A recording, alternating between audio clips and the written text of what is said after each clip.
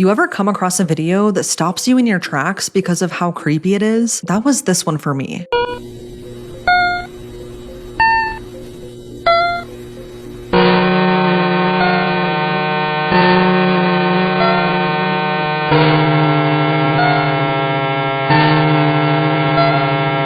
When I first saw that, I didn't think it was real until I looked it up. That video was talking about the real disappearance of Stephanie Dameron, who ran out of her parents' home after an argument into the woods and then was never seen again. That was 2 years ago. I'm surprised more people don't know about this case because the deeper I went down the rabbit hole, the more red flags and disturbing information started popping up. And since this is still unsolved, let's talk about it. This is Stephanie Dameron. She was only 13 years old when she mysteriously disappeared in 2024. Stephanie was part of a huge family, which consisted of 5 other siblings between the ages of 8 and 21. Her mom and dad are Christopher and Lisa Dameron, and they have a very unique home life that a lot of people say was not ideal for the kids. In 2020, the family moved from Texas to New Sweden, Maine, and like I said, it was a very interesting way of life. The Dameron family, along with a grandpa-like friend named Richard, lived in a yurt on 20 acres of very secluded land. A little important note, this grandpa-like figure wasn't a grandpa by blood, but I guess he knew the family for a very long time. Anyway, once they all moved to Maine, they lived super off the grid with no running water or indoor plumbing, and they had very little power, pretty much whatever they could get from a generator. This yurt was half a mile deep into the wilderness, and once they first moved here, they met a man named Andrew who lived right up the road. The family describes Andrew as like an uncle to the Dameron kids, even though they only knew each other for a few years. Sometimes the Dameron kids would even stay with Andrew. All 6 of the kids were homeschooled from a very young age, and they had very little contact with anyone. They didn't know or have any communications with anyone outside of their household. And Stephanie's mom, Lisa, said she had no friends at all. The kids were super sheltered, and their education was not really up to academic standards. Christopher said that he preferred to live this way and that he didn't like to expose his kids to the public. But with that being said, the Dameron kids, and specifically Stephanie, knew the woods surrounding their home like the back of her hand. She spent the majority of her time playing and exploring in the forest, so she really knew her way around, and she wasn't scared to go miles into the woods by herself. But nobody knew that soon, one fall night, Stephanie would run into the woods. Something sinister would take place, and she would never be seen alive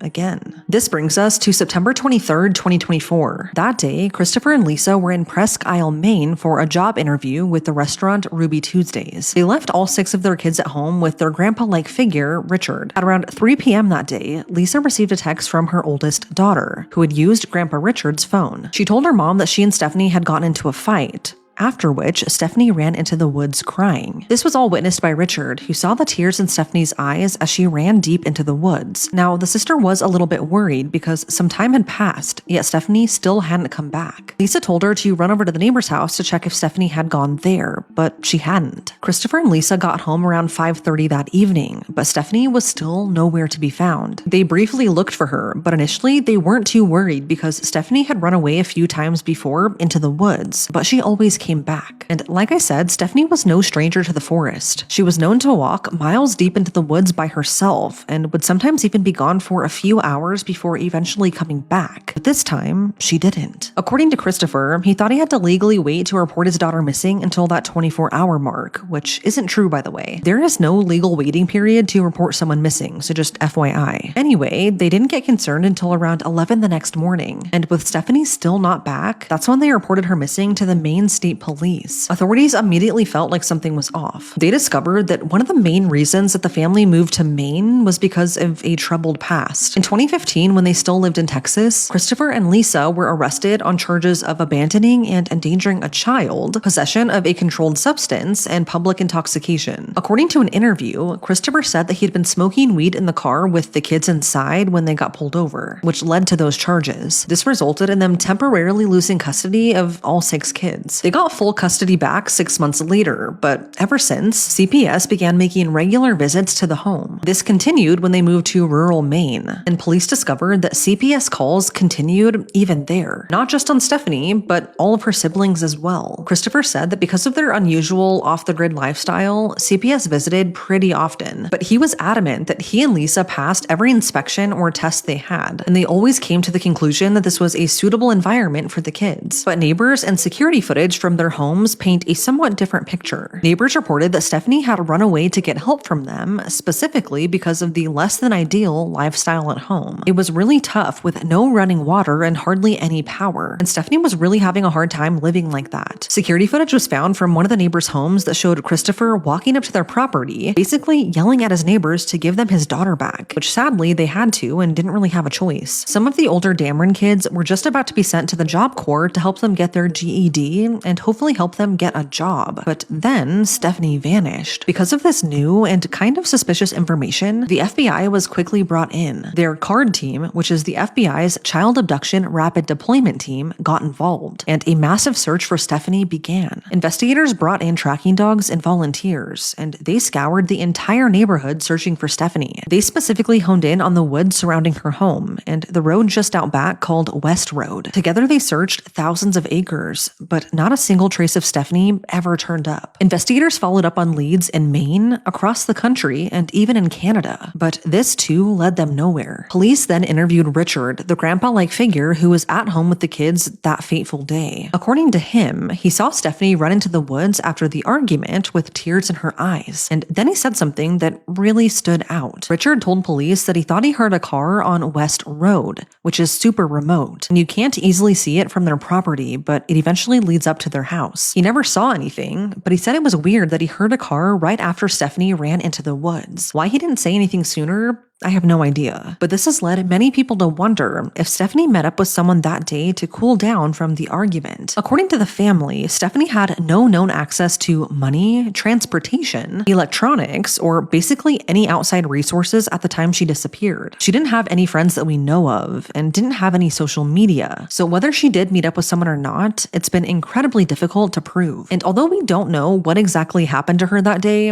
there have been a few theories. Theory number one is that she ran into the woods extremely upset and then accidentally got hurt. Maybe she fell somewhere or fell into a crevice of some sort, succumbed to the elements, and has just never been found. Some argue that this is unlikely because she knew the woods like the back of her hand. But we have to keep in mind that she was still a child. She was really upset that day too, and maybe she took off running, didn't pay attention, and then died as a result of a tragic accident. I do think it's weird that nothing has been found to indicate this, but this is a super dense and isolated area, so it is entirely possible. Theory number two is that she ran away due to her home life and is trying to live a new life somewhere under a new identity. A lot of people really want this to be the case, considering she seemed really unhappy at home, and it wasn't the best or safest living conditions either. How likely this is that she would be able to pull this off at 13 though, I don't know. And lastly, theory number three is that she was met with foul play somehow. A lot of people point out the CPS calls, the CCTV footage of her dad showing disturbing behavior, and the two men living with